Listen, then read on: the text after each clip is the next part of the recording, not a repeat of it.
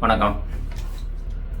நண்பர்கள் நிறைய பேர் முதியோர்களுக்காக ஒரு விழிப்புணர்வு வீடியோ போடுங்க அப்படின்னு கேட்டிருந்தீங்க. அதை பற்றி ஒரு சில விஷயங்கள்.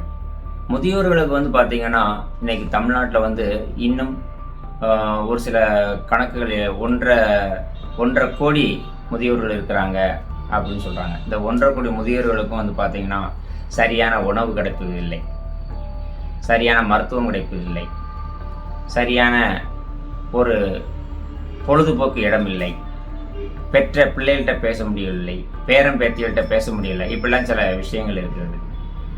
அப்போ நம்மளை பெற்று வளர்த்து ஆளாக்கி நாம் நல்லா இருக்கிறோம். அவர்கள் இப்போ வயதாகி விட்டது. நாம் குழந்தையா இருக்கும்போது அவங்க எப்படியெல்லாம் பார்த்தாங்க, இப்போ வயதான பிறகு நாம் அவங்கள ஒரு குழந்தை மாதிரி நம்ம பார்க்க வேண்டும். அது இன்னைக்கு யாரும் பார்ப்பது கிடையாது. ஆகவே தான் இந்த அரசாங்கம் வயது முதியோர்களுக்காக ஒரு நலவாரியம் அமைத்து அவர்களுக்கான ஒரு நல்ல ஒரு திட்டத்தை அரசாங்கம் கொடுக்க வேண்டும். இப்போ ஏற்கனவே பார்த்தீங்கன்னா இந்தியாவில் பார்த்தீங்கன்னா உச்சநீதிமன்றம் நாய்களுக்காக கர்த்தரை செய்வதற்காக 2400 கோடி ரூபாயை ஒதுக்குவதாக சொல்லியிருக்கிறாங்க. அப்போ நம்ம முதியோர்களுக்கு எத்தனாயிரம் கோடி இந்த அரசாங்கம் ஒதுக்கி இருக்குது. அவங்களுக்கு முதியோர்கள் கவனிப்பகம் என்று கொண்டு உருவாக்க வேண்டும்.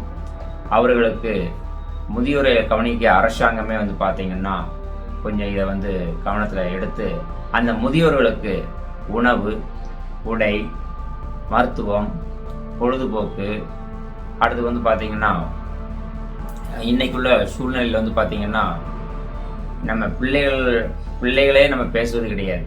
24 மணி நேரம் நம்ம மொபைலை மட்டும்தான் வச்சு நம்ம பேசிக்கிட்டு இருக்கிறோம்.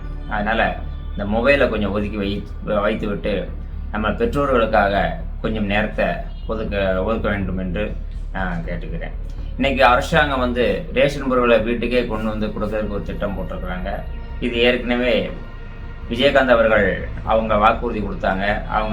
அவங்க இல்லாதனால இப்போ வேற ஒரு அரசாங்கம் செய்வதற்கு வந்திருக்கிறாங்க. வரவேற்கிறோம். சரிங்களா? ஆகவே நாம் ஒற்றுமையாக இந்த அரசாங்கத்தில் குரல் கொடுத்தோம் என்றால் ஒவ்வொன்றும் கிடைக்கும்.